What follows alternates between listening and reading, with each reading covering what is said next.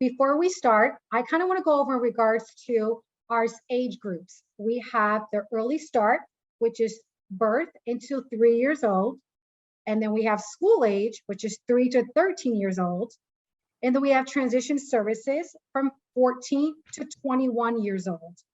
Then after the transition, you go to adulthood, which is 22 and older.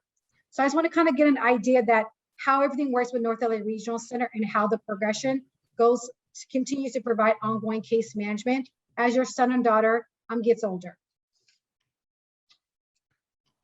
So I'm going to go over in regards to the important things to know about this journey in transition services.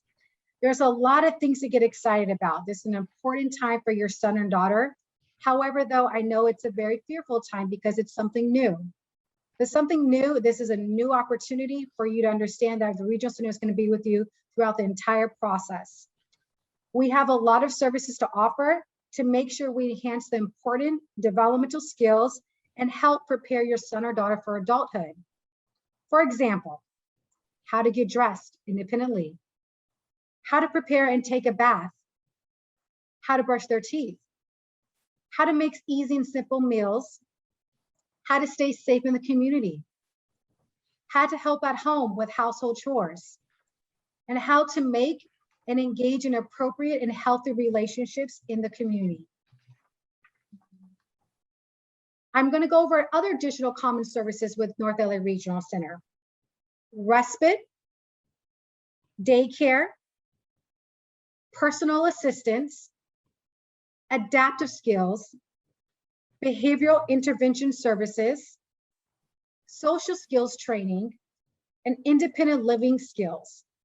And just please note, all these services you can discuss with your service coordinator, which is a CSC. You'll hear that acronym all the time. A consumer service coordinator is the one who is part of your team to navigate these services for your son or daughter. I'm now going to go over the definitions of each of those services. Respite services. Respite services is a relief of care for the parent and the caregiver. What does that look like? Let me give an example. It's a relief of care from you to take some time for yourself, to have a date night, to run errands, or just have some alone time from providing the care for your son or daughter. And we do assess this with your service coordinator. So please know that this is always a discussion. And if you want to discuss this assessment process, please contact your service coordinator. Please note that the hours are determined based on the family's need, the generic resource, then also the natural support. So we always got to go back to our service coordinator. They're going to know exactly how to assess, and you will gather that information, and they will base those hours of the need for your family. Now we have daycare services. Daycare services is an opportunity for the care provider or a parent who is working. This will be assessed with your service coordinator, and it's based on your work schedule. In addition to that, there will be a share of cost for minors if they're under the age of 18, and that is going to be based on your income. There's always going to be an assessment process, but please note it's a conversation for us to know how we can meet your family's needs. And the cost ranges from $1 to $3 per hour based on your income. I do want to add in regards to not just a work schedule, it does include if you are attending or going to college or a vocational program to achieve competitive wages for your family. We do assess and provide daycare for families as well who are in college. Another service is personal assistance. This support service is in regards to helping with ADLs, adaptive living skills, bathing, getting dressed, preparing meals, helping with toileting, and also provide supervision. However, we want to make sure we understand that this is just like an additional pair of hands for your family. And there might be a need for maybe behavioral because your son or daughter presents with behaviors. But your service coordinator will be able to provide that information for you to assess the need if it's going to be behavioral or non-behavioral.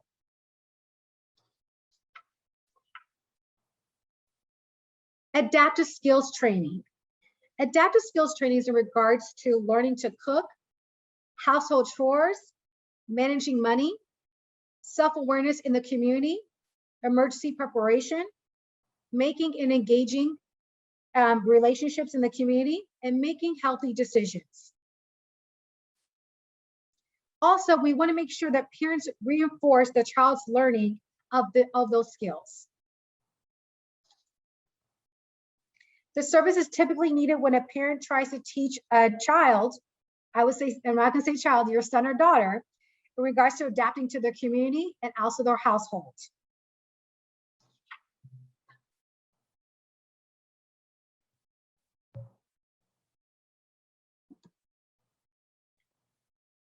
Marne, you're on mute, Marne.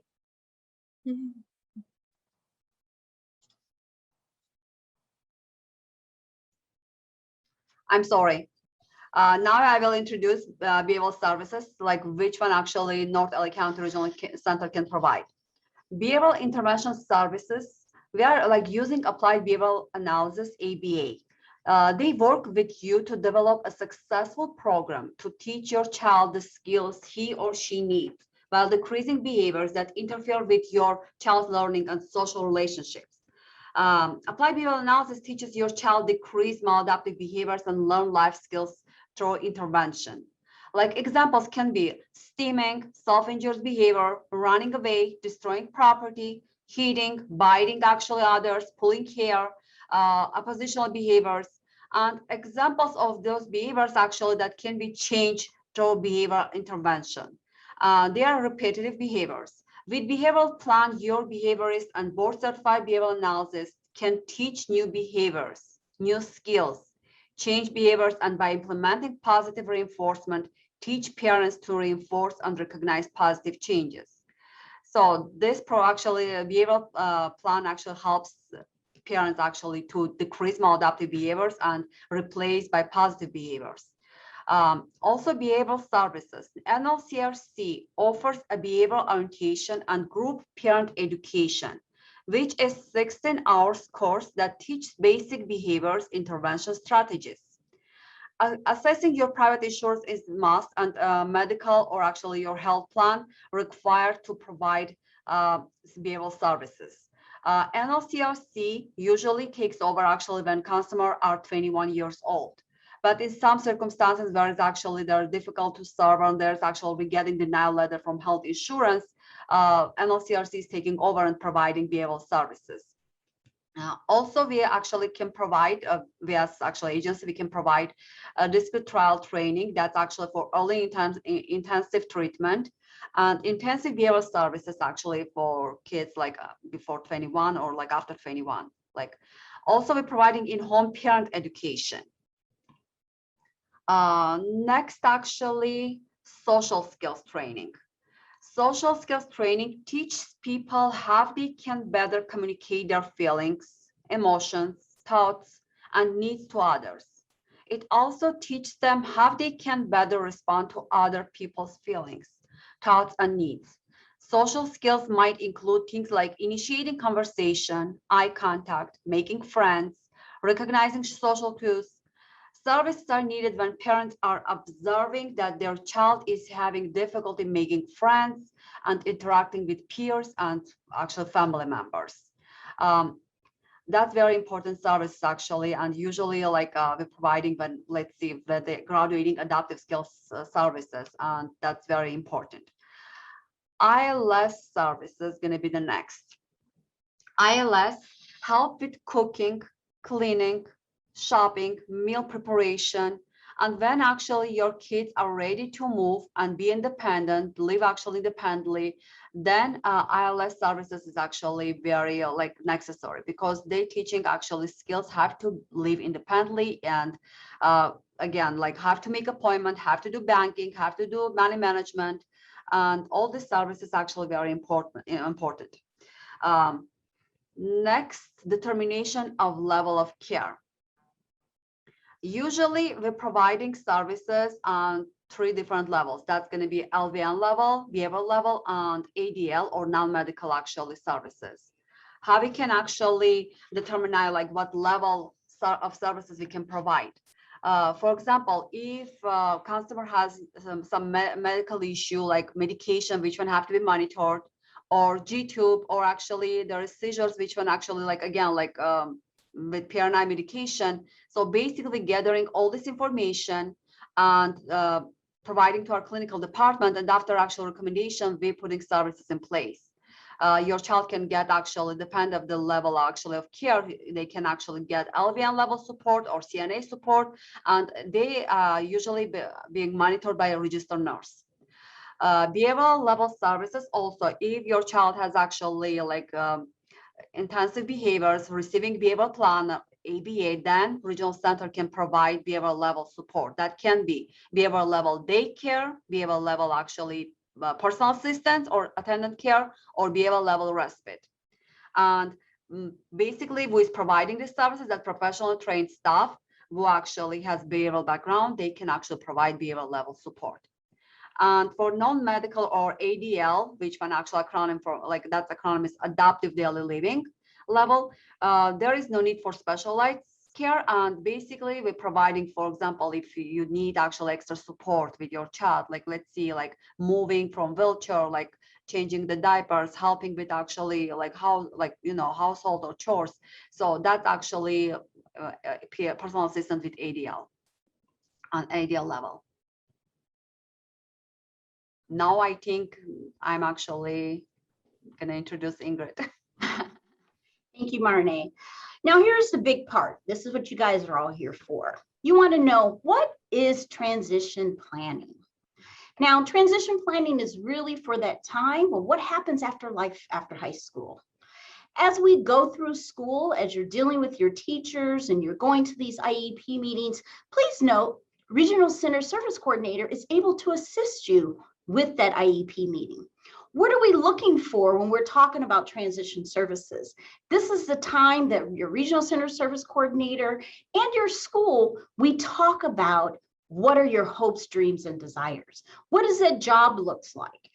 Or do you want to move into your own place? Do you want to go to college? What type of skills are necessary for you to enter the workforce or just be an active participant in your community? What are those classes that someone must take to learn how to fill out a job application, write a resume? As you know, now everything is going digital, and we know that there are functional skills that the school district can assist with in helping us to meet that transition age. So this is the most important part of transition services, is to collaborate, talk to, speak to, have those questions with your service coordinator so they can assist you with that IEP process to meet those goals and needs. We also have another support that we work very closely with. Not only does Regional Center work closely with this organization, also the school district. It's the Department of Rehabilitation. The Department of Rehabilitation is an organization that's designed to work collaboratively with Regional Center once they complete high school. But while they're in high school, they're going to assess based on that ITP, which is an individualized transition plan that's completed at your IEP meeting.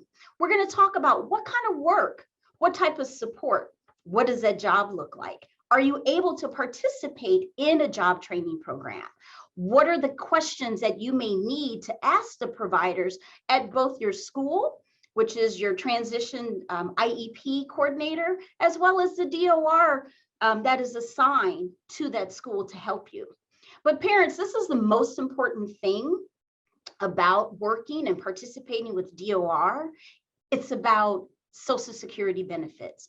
Those of you who qualify for Social Security, as we know, Social Security for individuals who receive Regional Center services is designed just to give you a head start in life. But more importantly, when you work, yes, there are some changes to your Social Security benefit, but at the end of the day, those changes are really small because the paycheck that you receive, you're actually getting a far better benefit, because not only are you making more money because you're working, but you're also being an active participant in the community. So therefore, we have a higher self-esteem because the individuals are actually working, contributing, showing us what they do on the job. So it's really important that we work with our school district to talk about their Social Security program. And please note, if you have further questions about how the benefits will be affected and what that looks like, have a conversation with your service coordinator along with your DOR representative at the school, and we can talk about that Ticket to Work program that is a partnership with the school and DOR. So we talked about work. Now, a lot of us are probably saying, my son or daughter can't work. What do you mean they're going to go work? Well, just know that as long as they are a part of Regional Center, they're actually in what's called supported employment. They're going to be supported in their job, in their community, at any level that they've been assessed at. So no matter what that job may be, they're going to work closely with a Regional Center vendor, which is an organization that you will have a conversation with your service coordinator to identify who would be the most appropriate person or organization to help you work on your job. What are some of the skills that you need? Those, again, conversations that you would have with your service coordinator and that vendor about what type of job that looks like. And then more importantly, what are my job tasks? Once I find that ideal job, what are some of the tasks? In a supported employment program, your job coach, your employment specialist will work closely with you to make sure that happens. But the most important thing to find out about supported employment is to contact your service coordinator so that they can provide you with a list of resources so that you may interview these supported employment providers based on your needs and the type of job that you're interested in. Self-determination program.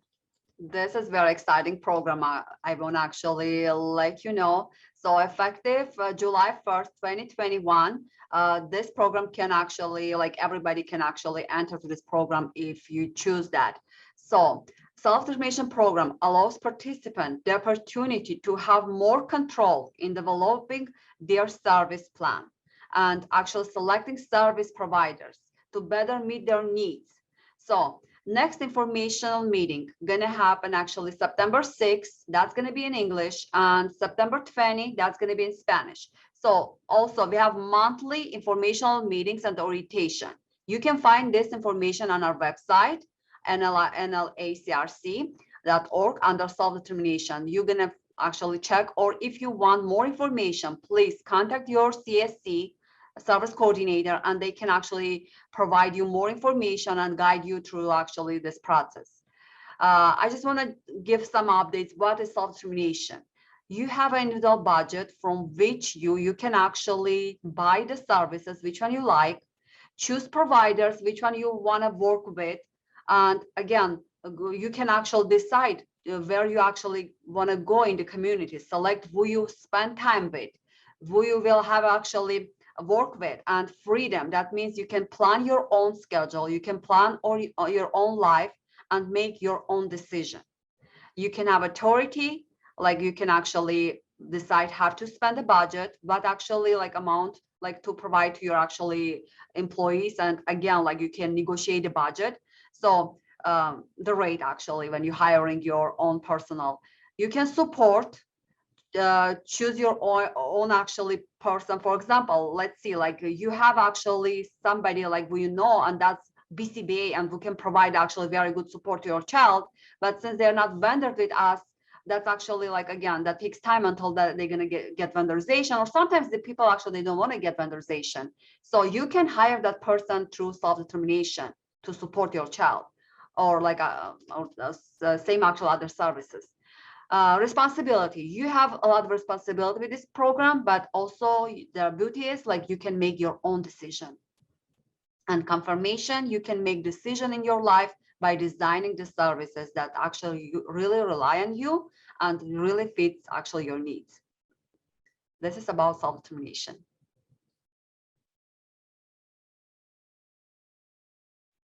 Jamie, you actually mute. Yeah. Thank you. Like Marnie said, we have two great new programs.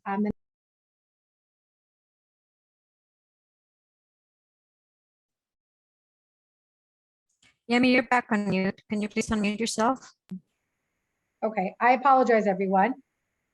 So again, like Marne indicated, we have two great programs at this time, self-determination and participant direct services. Participant services provides families the option to exercise more direction over how, whom, and how the services are going to be provided by choosing who we would like to work for, who would like to work with your team, scheduling and supervising workers. And participant direct services are under the following: respite, daycare, transportation, nursing, and community-based training services for adults. So what that looks like is that if you have someone in your family or someone who is part of your family support that you would like to bring on board, participant direct services might be an option that you can explore with your service coordinator. So please know that this is very important if you're interested in this program, to contact your service coordinator to have this conversation and to get more information. And please know that during COVID this time, that personal assistance and supportive employment and independent living skills is under participant direct services. This is through a directive through DDS. Whew, we've talked about a lot. I'm sure you guys are saying, wow, there's so much that transition offers. So again, as we said before, a lot of what we do here as Regional Center is that in transition, especially, we collaborate with our community. Our school district is our first and foremost school in which we partner with. It is important that we know and we assist you guys in knowing what school is in your area, how we as Regional Center service coordinators can collaborate and work with you by attending your IEPs. Transition department service coordinators attend all IEPs, and most importantly, we definitely want to be there for that third and final IEP. And here at North LA Regional Center, when you're having a lot of questions or a lot of issues that are going on with school and you need that extra added support, we do have a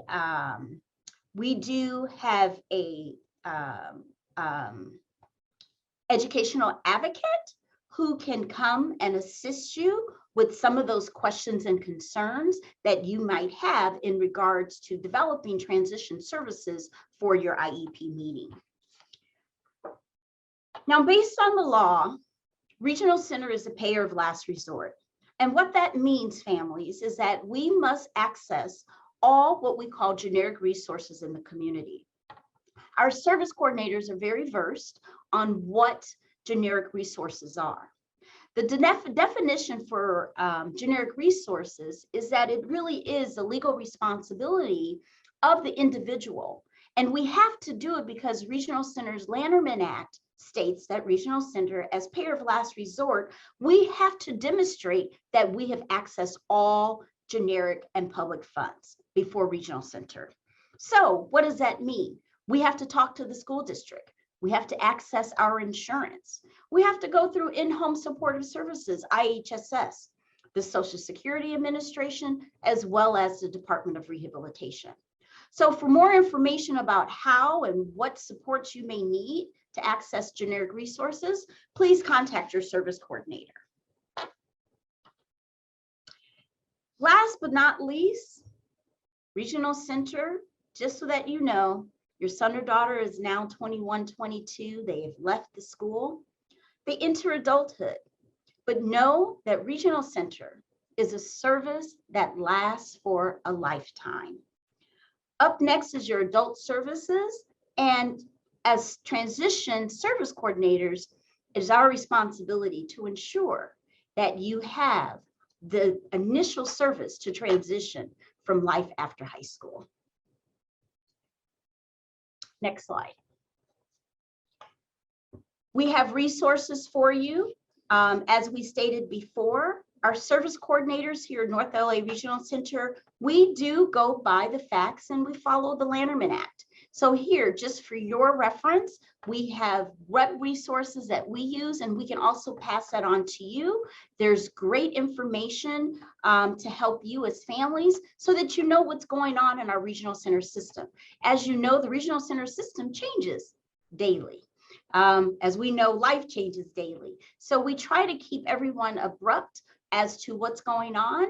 And I think here at North LA Regional Center, we do a great job at making sure that our homepage is really updated with all the information. So make sure, families, you talk to your service coordinator about signing up for news you can use. We send out information a couple times a day. If you don't have access to the internet, please know that we can get that information out to you through the mail as well.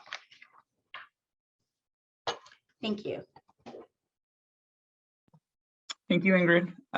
In addition to those resources, we also have, Ingrid did mention earlier generic resources and obtaining information from that. We do also have parent mentors here within North LA. We have two. We have one here at our San Fernando Valley office and one out in the Antelope Valley office. The two parent mentors are available to provide additional information on some of those generic resources and potentially even help in being able to pursue those generic resources.